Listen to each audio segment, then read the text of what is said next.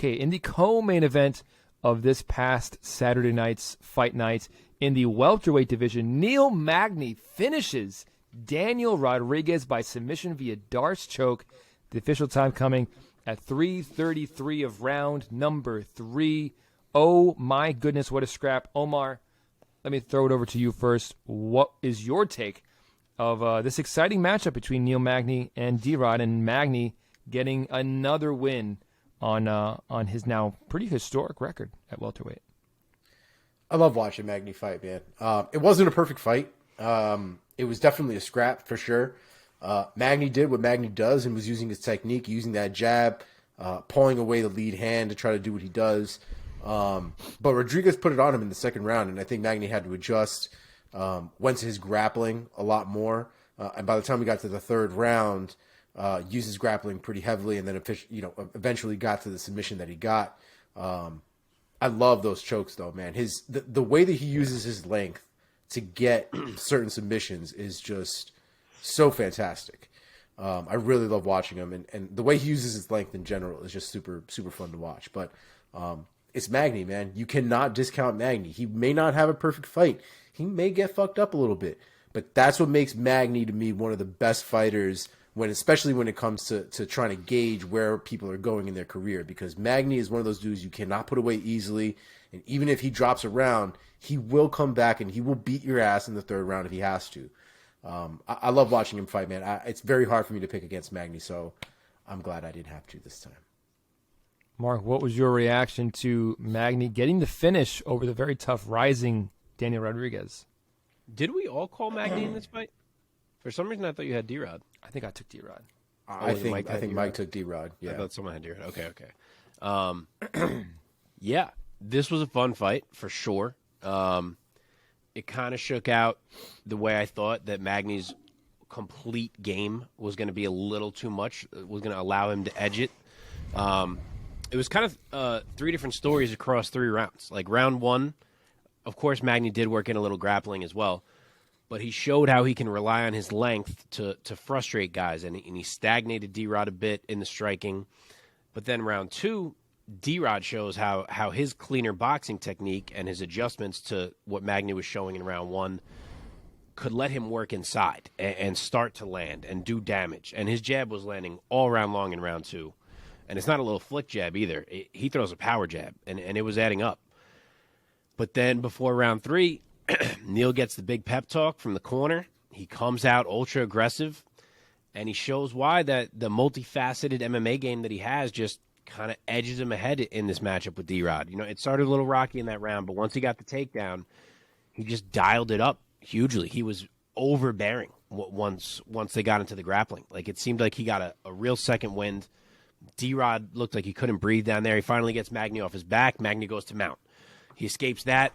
Magny gets on his back even tighter than he was before. Mm-hmm. He escapes that. Magny starts setting up the Darce right away, taking advantage of the long arms he has, like Omar said, which is a great point. He really got that boost of, like, I'm not letting this man take this from me. That's really what it looked like. And he didn't. A beautiful choke from Magny. And as you touched on, he becomes the winningest welterweight ever in the UFC, which is so impressive. And I didn't even realize prior to this fight that he was on the verge of that. Yep. Winningest welterweight in UFC history, passing George St. Pierre. But unfortunately for Magny, he's never been able to put together enough of a run to really get right up to the elite 170. And he's going to go down, I don't know where, but he's going to be one of those guys who's going to be up there in terms of, what am I trying to say? Like, best guys to never win a title. I'm not saying, I mean, you know, the fat he's lady like has a cowboy. He reminds me of Cowboy Cerrone. Like, he's a guy who's down for whatever, down for wherever, but he may just never walk away with the strap. But everybody knows who he is, and everybody loves him. Yeah, man. I think he's a notch under that, to be honest. Oh, yeah? Not to rain on your guys' parade. No, it's okay. I don't see him on the Cowboy Cerrone type of level, but he is great, obviously. I mean, I think there's something to say in MMA about runs. When a guy can put together a run in professional mixed martial arts, and the run that Cowboy went on, how many fights did he win in a row? I want to say like 7 or 8. Yeah, I probably. think it was 6. That was a historic run, man. That was a historic run. And I think that's maybe what holds Magny back. It's like, as however many wins he hasn't put together that exciting, awesome, historic run. That's very true. The most he ever gets is like 3, and then he gets knocked back. It's a good point. Thank you. Let's talk about these guys and where they go from here. So Neil Magny, 35-year-old from Brooklyn, jumps back into the win column after what was his second round submission loss to Shavkat Rakhmonov back in June. Omar, give me the guy who you would want to see Magny go up against next at welterweight. He's fought almost everybody at welterweight because he's been around for so long.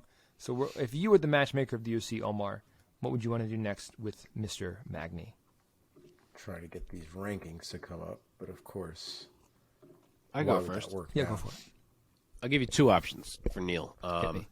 I had mentioned a couple weeks ago after the Sean Brady fight how I thought he'd be a good option if Neil won this one, and I still think that works. I think there could be some fun grappling exchanges in that fight. But the other one I'll throw out is Vicente Luque. They've never met. I think that's a scrap. Luque's, had a couple losses, so he moves a little bit down the ladder, which is right where Magny is. Luque needs a fight. I think that's a cool one, too. I mean, that's just the case with Magny, man. You just look around. You look around welterweight. You're like, who has this guy not fought yet? Who hasn't he fought yet? Luque? All right, let's do Luque. Yeah. Yeah, but and you also can't give him anybody below him, right? Like, you can't go further down the rankings to give somebody to Neil Magny at this point. So Vicente Luque or Sean Brady would really be the best options for him at this point based on availability, and also the fact that he hasn't fought either one of them, and it would be interesting to see how he does against, Vicente Luque has been killing guys up until recently, so be interesting to see. Yeah. Two totally different style matchups, but Yeah, man. both would be 100%. cool. Yeah, I love that Sean Brady matchup personally because it's another big test for Sean Brady. A guy in Magny who's a true vet and such a pro would be an interesting matchup for Sean Brady. So let's now talk about Daniel Rodriguez, the 35-year-old from Cali. His third career loss, snapping a 4-fight win streak. Mark, if you were the matchmaker of the UFC, what would you do next with D-Rod? So with D-Rod's momentum stalling a bit here, I think this is a perfect time for Omar. Say it. Justice for my man Li Jing Liang, baby. That's what I'm talking about. That's what I'm talking about. Yes. Yes. Justice for Li Jingliang. Let's go. Let's see it at equal weights with a camp for each other. Let's run that back. If it can't happen for some reason, I will throw out the name of Randy Brown as a backup. Think that's a cool one, but I think it's time for D-Rod in the Leech round 2. Yeah, man, I'm here for it. That would be exciting. My wife just told me to calm down. She just sent me a text message. What did they fight at, like 180 or something like that? What'd you say? They fought at like like a catch weight. So Yeah, Lee it was was that- 171, but D-Rod was 179. Remember, that was the whole Hamzat was supposed to fight Nate Diaz, and then the weight nonsense, and they had to basically like solitaire the whole fucking card around. Yeah, It was nonsense. It was a railroad on my man Li Jing Liang. All right, we have consensus on the matchups for D-Rod.